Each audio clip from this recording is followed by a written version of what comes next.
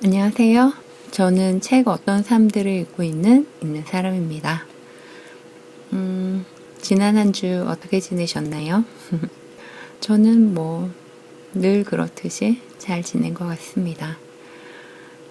이번에는 드디어 책으로 돌아왔습니다. 책의 제일 마지막 챕터, 가장 약한 이의 가장 큰 한 걸음, 자두와 예미숙 챕터를 읽도록 하겠습니다. 이 챕터 만들 때 좀 애를 많이 먹었었는데 지금도 매우 중요한 이슈 중에 하나이고 앞으로 계속 여러분들의 많은 관심이 필요한, 모든 사람들의 관심이 필요한 그런 이슈입니다. 그러면 읽어볼게요. 가장 약한 이의 가장 큰 한 걸음, 자두와 예미숙. 고양이 자두, 2017년 10월 출생, 2019년 7월 13일 사망, 동물학대 범죄. 사람 예미숙, 서울특별시 경의선 책거리 비아토르 운영. 지금은 이제 비아토르 운영 안 하고 계시고요. 다른 곳으로 가셨습니다. 그럼 읽어볼게요. 2014년 서울특별시 신도림동 재개발 예정지에 몸집이 작고 마른 암컷 고양이 하나가 찾아들었다. 몸이 재고 불신이 뼛속까지 밴 고양이였다. 아직은 덜 큰 몸으로 임신을 하고 새끼를 낳았다. 하지만 재개발 예정지다운 척박한 환경 탓에 이내 대부분의 새끼를 잃었다. 태어난 새끼들은 너무 약하거나 어딘가 아팠고 같이 산 지 오래인 사람 이웃들은 욕을 하거나 쫓거나 맞거나 무언가를 휘둘렀다. 새끼를 잃은 어미는 다시 온몸의 힘을 쥐어짜서 새끼를 베고 낳아서 돌보다 잃기를 매년 2번씩 되풀이했다. 그 불행과 고통의 순환을 안타깝게 바라보던 한 사람이 있었다. 그 상냥한 이의 이름은 예미숙. 고양이는 무서웠던 평범한 서울 사람이었다. 홀린 것처럼. 미숙 씨가 2008년에 경험은커녕 생각조차 해본 적 없는 식당을 맡고 살아본 적도 없는 새로운 동네로 이사한 것은 운명이 무언가 큰 변화가 있을 것이라 알려주기 위해서였는지도 모르겠다. 어영부영 맡게 된 한식집을 둘러보러 갔다가 만난 것은 재개발의 기운이 들이우기 시작한 동네와 고양이였다. 고양이가 있구나. 사람이 빠져나간 동네에는 주인 없는 고양이나 개가 깃든다. 사람이 없어 위협과 위험도 덜하고 요긴하게 쓸 수 있는 버려진 건물과 물건이 있어서이다.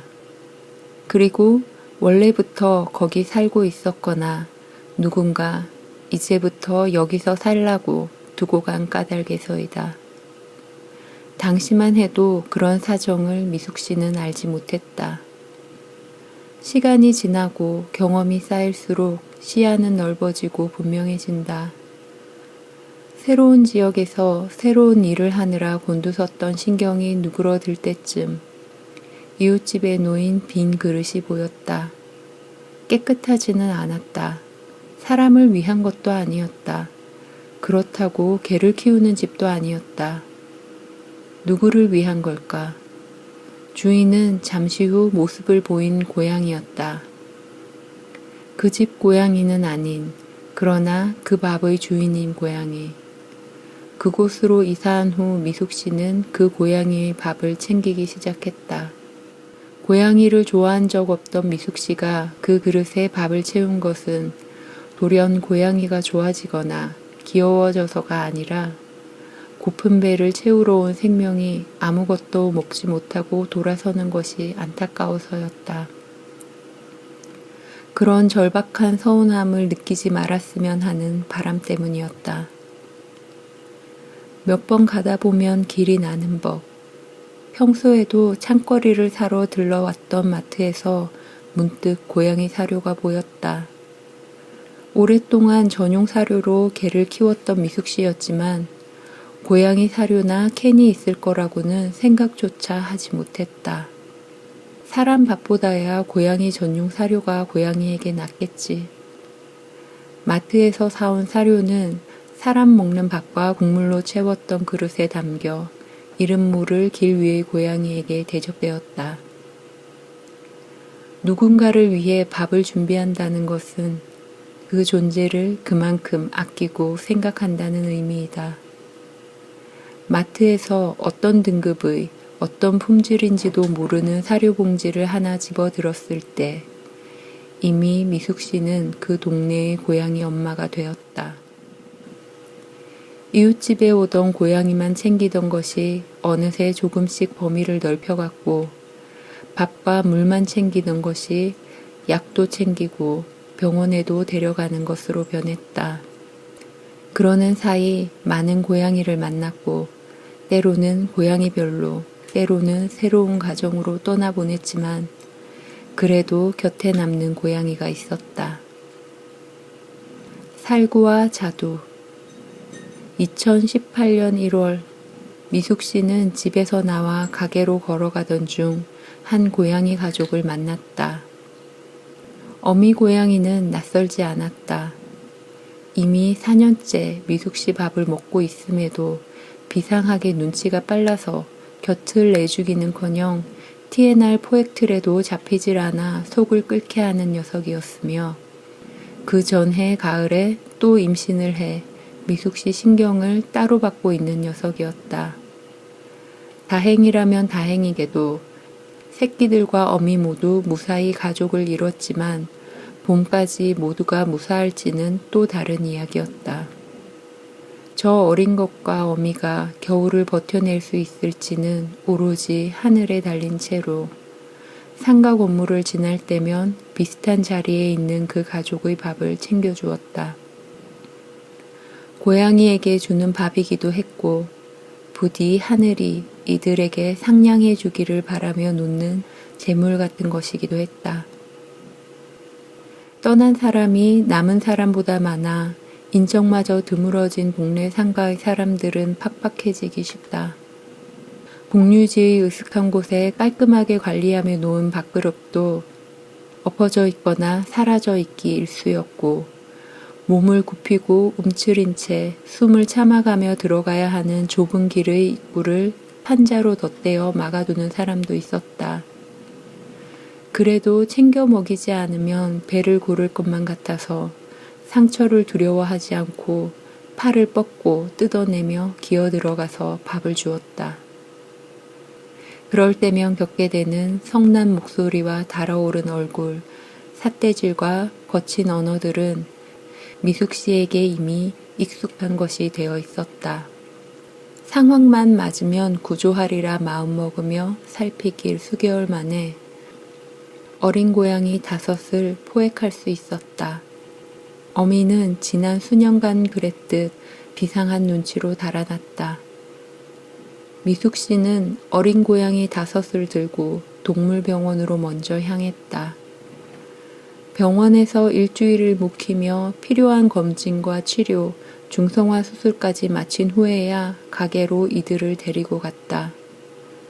5 중 3은 각자의 길로 떠났고 나중에 자두와 살구라고 부르게 된 2를 데리고 들어선 가게에는 이미 지난 10년의 동네 고양이들 엄마 노릇으로 모인 고양이 넷이 지내고 있었다.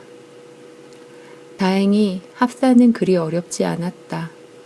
당시 미숙 씨는 10년을 버틴 그 동네를 떠나려 하고 있었다. 고양이를 챙긴다는 이유로 오랫동안 싫은 소리를 해온 건물주로부터도 고양이들의 사람 엄마란 이유로 동네 고양이에게 문제만 생기면 물려가고 책임져야 했던 것으로부터도 고양이에게 적대적인 환경으로부터도 또 10년 묵은 고양이들에 대한 책임으로부터도 벗어나고 싶었다. 다시 원래 살던 지역으로 돌아오면서 미숙 씨는 한 가지만 보았다. 매장에 데리고 있던 고양이들이 편히 살 수 있는 곳. 그렇게 닿은 곳이 홍대 옆 경의선 책거리의 한 매장이었다. 고양이를 배척하던 전 동네와 달리 이곳 사람들은 고양이를 좋아했다. 건물주마저 고양이를 키우겠다는데 이의가 없었다. 사람들은 고양이를 때리거나 쫓기 위해서가 아니라 쓰다듬기 위해서 손을 들었다. 고양이에게 사진기를 들이댔고 미소를 지었다.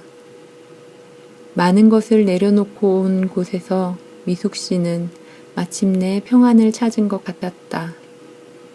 매장 앞의 나무 데크 자리와 잔디밭에서 고양이들은 바람과 태양, 계절을 만끽했고 미숙 씨는 바쁜 와중에 눈을 돌리면 보이는 그 장면을 음미했다.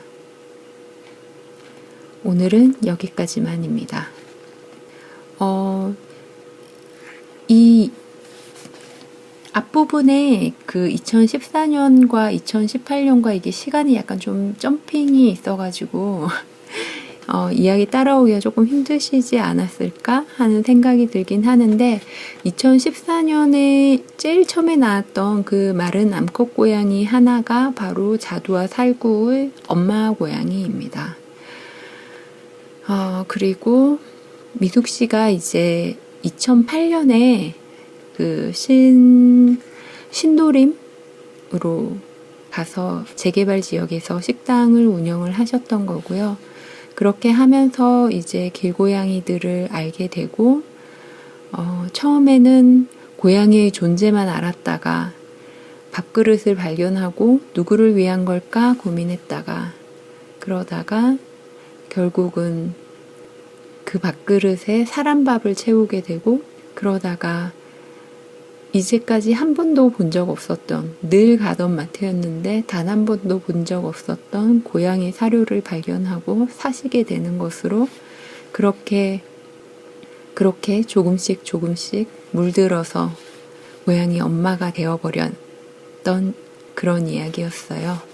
그래서 2008년에 그렇게 해서 고양이 엄마가 되고 2014년에 자두와 살구의 엄마가 새끼를 낳고 잃고 하는 걸 하는 그 반복을 지켜보시면서 안타까워하다가 살구와 자두를 이제 구조를 해서 품게 되신 거죠.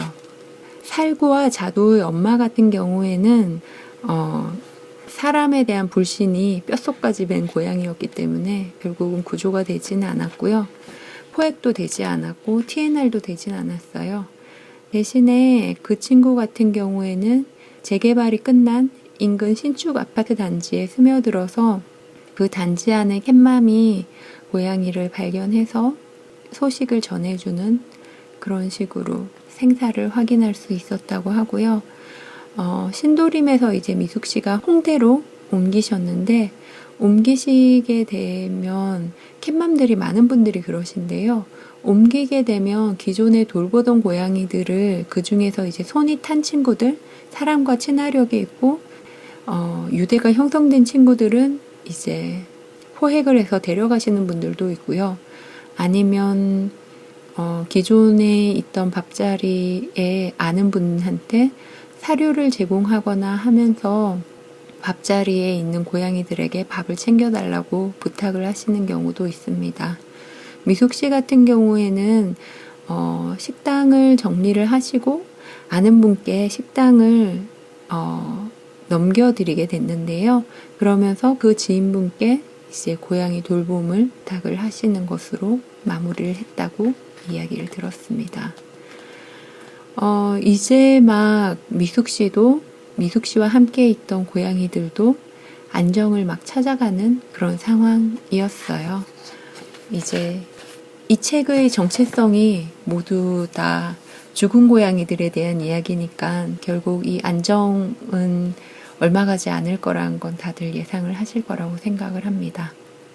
미숙 씨 같은 경우에는 가게에 고양이들이 있고 또 댁에도 고양이들이 좀 있는 상태였어요. 제가 미숙 씨를 배웠을 때는 그랬고요.